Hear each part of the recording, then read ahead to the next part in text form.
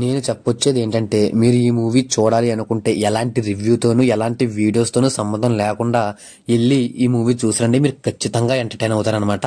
ఇంకొక చిన్న సజెషన్ ఏంటంటే ఈ మూవీని మంచి ఎక్స్పీరియన్స్ చేయాలి అనుకుంటే సౌండ్ క్వాలిటీ ఉన్నటువంటి థియేటర్కి వెళ్ళండి. అంతేకాకుండా సింగిల్ స్క్రీన్ ఉన్న థియేటర్కి వెళ్ళండి.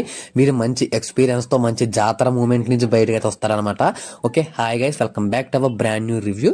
మనకి ఈ రివ్యూలో ఏంటంటే అసలు దేవరా మూవీ ఏ విధంగా ఉంది అనేది అయితే చూద్దాం. ఇప్పుడే చూసి రావడం అయితే జరిగిందనమాట. నాకైతే మంచి ఓర మాస అని చెప్పేసి అయితే అనిపించింది. మనకి క్లైమాక్స్ లో ఒక అదిరిపోయే ట్విస్ట్ అయితే ఉంటది అనమాట. మంచి ట్విస్ట్ తో మనకి ఎండ్ చేసి అనేది చెప్పుకోవచ్చు. అసలు ఈ మూవీని మనం అంటే టికెట్ రేట్ కి వర్తా కాదనేది అయితే మాట్లాడుకుందాము. ఇది దీంట్లో అయితే ఎలాంటి స్పాయిలర్స్ ఉండవన్నమాట. మనకి ఫస్ట్ ఆఫ్ ఆల్ మనం కనుక చూసినట్లయితే మనకి ఇది ఏంటంటే ఫస్ట్ హాఫ్ మొత్తం కూడా చాలా అంటే చాలా బాగుంటది అనమాట. అంటే స్టోరీ టెల్లింగ్ అనేది అంతా కూడా మనకి చాలా బాగుందన్నమాట. కానీ సెకండ్ హాఫ్ విషయానికి వచ్చినట్లయితే కొంచెం స్టోరీ తగ్గిందేమో అని చెప్పేసి అయితే నాకైతే అనిపించింది అనమాట.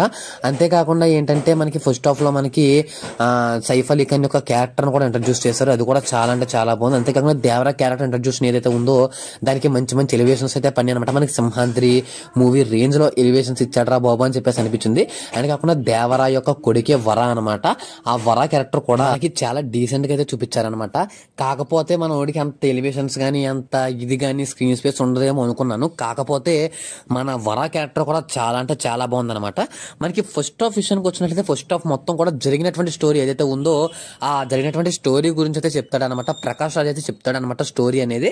మనకి సెకండ్ హాఫ్ లో ఏంటంటే అక్కడి నుంచి అంటే ప్రెసెంట్ అనేది ఏదైతే చూపిస్తారనమాట. అంటే మన వాళ్ళు ఏ విధంగా వెళ్ళి కంటైనర్స్ ని తీసుకొచ్చారో, కంటెస్ట్ తీసుకొచ్చిన తర్వాత జరిగేటువంటి యాక్షన్ ఏదైతే ఉందో ఆ యాక్షన్ గురించి అంతా కూడా చూపించారనమాట. మనకి హీరోయిన్ ఇంట్రొడక్షన్ వచ్చేసరికి మనకి ఇంటర్వెల్ తర్వాత అయితే ఉంటది అనమాట. ఎందుకంటే ఫస్ట్ హాఫ్ మొత్తం కూడా హీరోయిన్ అయితే ఉండదు. ఎందుకంటే అది స్టోరీ జరిగిన స్టోరీ కాబట్టి మనకి అయితే ఉండదన్నమాట. సెకండ్ హాఫ్ లో మనకి ప్రెసెంట్ కాబట్టి అక్కడ మనకి హీరోయిన్ అయితే ఇంట్రడ్యూస్ చేయడం అయితే జరిగింది. మనకి ఏంటంటే ప్రీ క్లైమాక్స్ ఏదైతే ఉందో అక్కడి నుంచి క్లైమాక్స్ వరకు కూడా సాగు కొట్టిందని చెప్పుకోవచ్చు. అంతేకాకుండా మనం మ్యూజిక్ ఎంతగానో ట్రోల్ చేశారనమాట మ్యూజిక్ విషయంలో. అలాంటి మ్యూజిక్ ఈ యొక్క మూవీలో ఇచ్చి పడేసాడరా బాబు అని చెప్పేసి అయితే అనిపిస్తుంది అనమాట. చాలా మంది ఏంటంటే మూవీ రిలీజ్ అవ్వకముందు ఇది ఒక ఆచార్య 2 అవుద్ది అని చెప్పేసి అయితే అన్నారనమాట. అలా అన్న వాళ్ళు అందరి నోర్లు కూడా మూసిపోతాయని చెప్పుకోవచ్చు. ఎందుకంటే ఈ మూవీ అంత బాగుందన్నమాట. మీరు ఖచ్చితంగా ఏ మూవీ రివ్యూస్ చూసినా కానీ ఆ రివ్యూస్ తో సంబంధం లేకుండా ఒకసారి ఖచ్చితంగా వెళ్ళండి. ఖచ్చితంగా ఎంటర్టైన్ అవుతారు. ఫ్యామిలీతో అయితే వెళ్ళండి అనమాట. చాలా అంటే చాలా బాగుంటుంది మూవీ కూడాను. నా పర్సనల్ ఒపీనియన్ అయితే నాకైతే చాలా అంటే చాలా బాగా నచ్చింది. మీరు ఎంతమంది చూసారనేది అయితే కామెంట్ అయితే చేసి చెప్పండి. ఇలాంటి మోర్ రివ్యూస్ కోసం లైక్ చేసి సబ్స్క్రైబ్ చేసుకోండి. నెక్స్ట్ స్పాయిలర్ అలర్ట్ రాబోతుంది అనమాట. కాబట్టి లైక్ చేసి సబ్స్క్రైబ్ చేసుకోండి.